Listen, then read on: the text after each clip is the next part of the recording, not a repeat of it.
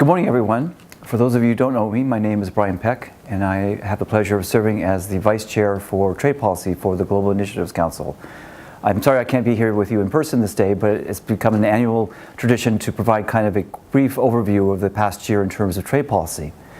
In terms of the past year, as you know, we have a new administration, and we would say a year ago, there was a lot of uncertainty about how U.S. trade policy would develop under the new administration.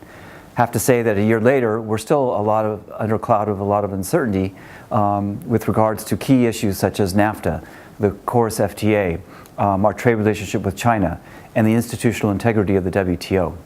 What we have seen from the administration is contradictory statements on these issues, which reflects the internal debate, obviously, that is taking place. That being said, there appear to be at least three objectives of the administration in terms of U.S. trade policy. The first is to reduce the U.S. trade deficit. Second is to favor bilateral agreements or bilateral relationships rather than multilateral or regional. Third is to appear, if not act, tough in terms of protecting America's interests, domestic industry over imports and U.S. trade interests in overseas markets. Whether the administration's current positions in areas such as NAFTA and TPP and so forth are effective to achieve these objectives is still an open question.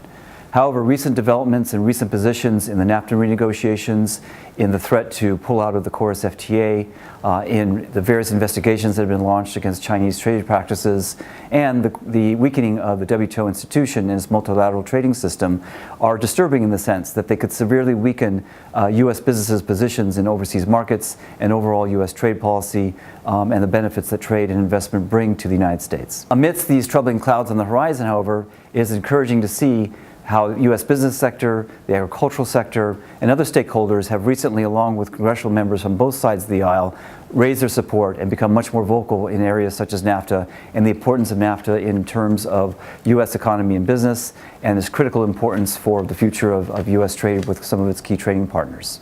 So the key takeaway from the engagement of stakeholders that we've seen, for example, under NAFTA, is that it is critical for the business community, including here in LA under the Global Initiatives Council and the LA Chamber, to remain engaged, to express our interest, to express your voice and the support for key trade agreements such as NAFTA, KORUS, our trade relationship with China, in a way that will prevent rather than start a trade war, and maintaining the institutional integrity of the WTO, which protects the multilateral system that benefits U.S. interests around the world.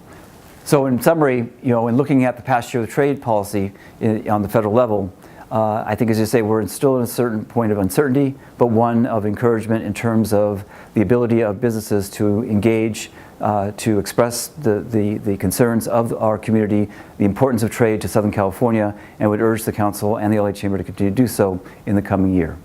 Best wishes for a safe and enjoyable holiday season with your family and friends, and we'll see you next year.